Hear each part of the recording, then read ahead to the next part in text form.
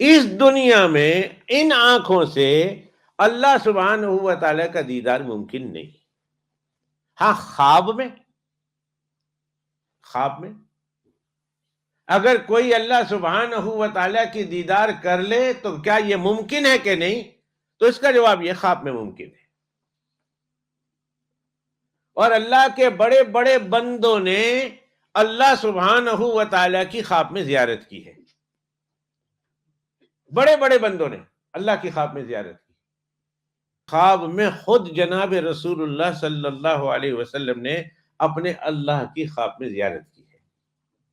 اور اللہ پاک کی خواب میں زیارت نبی بھی کر سکتے ہیں، اور اللہ چاہے تو غیر نبی بھی خواب میں اللہ سبحانہ و تعالیٰ کی زیارت کر سکتے ہیں. امام اعظم امام ابو حنیفہ رحمۃ اللہ علیہ نے 100 مرتبہ خواب میں اپنے اللہ کی زیارت کی ہے.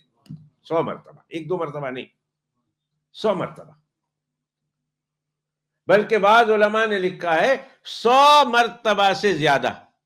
علامہ طحطاوی رحمۃ اللہ علیہ نے مراقل فلاح کے حاشیے میں یہ واقعہ لکھا ہے.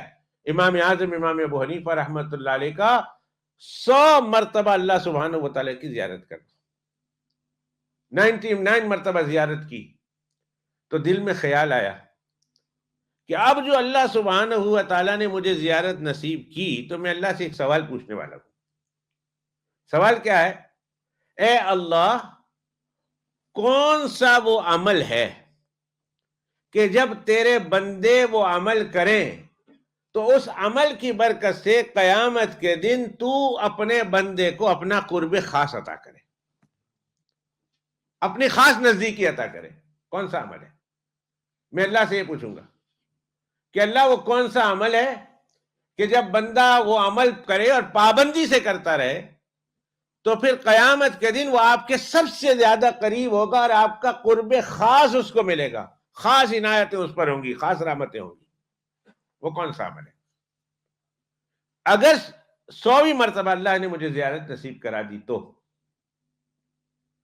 کہتے ہیں کہ امام اعظم امام ابو حنیفہ رحمۃ اللہ علیہ کو 100ویں مرتبہ بھی اللہ کی زیارت ہوئی اور پوچھا اللہ سے، یہی سوال پوچھا کہ اللہ وہ کون سا عمل ہے کہ جب تیرے بندے اس عمل کو کریں تو اس عمل کی برکت سے کل تو انہیں اپنا خاص قرب عطا کرے گا، خاص قرب. اللہ نے فرمایا اے ابو حنیفہ، جو شخص صبح 3 مرتبہ یہ پڑھے اور شام کو 3 مرتبہ یہ دعا پڑھے، دعا پڑھنا اس کا کام ہوگا اور اس سے قرب خاص عطا کرنا میرا کام ہوگا.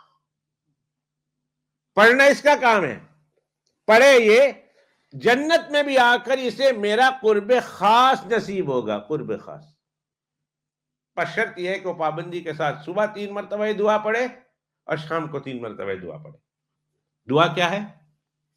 بڑی ہے لیکن یاد کرنے والوں کے لیے بڑی نہیں ہے.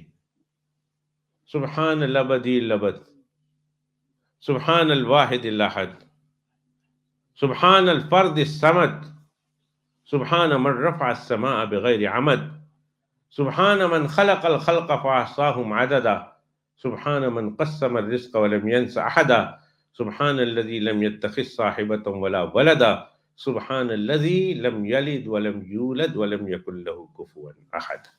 یہ ہے دعا. بلکہ آپ یہ سن کر حیران ہوں گے کہ ملا علی قاری رحمۃ اللہ علیہ نے شرح مشکات میں ایسے بڑے بڑے علماء کے نام تحریر فرمائے ہیں کہ جنہوں نے خواب میں اپنے اللہ سبحانہ و تعالیٰ کی زیارت کی ہے. بلکہ عجیب بات میں نے علامہ شعرانی رحمۃ اللہ علیہ کے حوالے سے پڑھی کہ علامہ شعرانی رحمۃ اللہ علیہ ایک بزرگ حمزہ زیات تیل بیچا کرتے تھے، ان کا نام تھا حمزہ، امام حمزہ زیات. ان کے حوالے سے لکھا ہے کہ انہوں نے خواب میں اللہ سبحانہ و تعالیٰ کی صرف زیارت نہیں کی بلکہ خواب میں اللہ سبحانہ و تعالیٰ کی زیارت کے بعد اپنی زبان سے اللہ کو سورہ طٰہٰ بھی سنایا اور سورہ یاسین بھی سنائی، اپنی زبان سے. امام حمزہ زیات نے اپنی زبان سے اللہ سبحانہ و تعالیٰ کو سورہ یاسین بھی سنائی اور سورہ طٰہٰ بھی سنائی.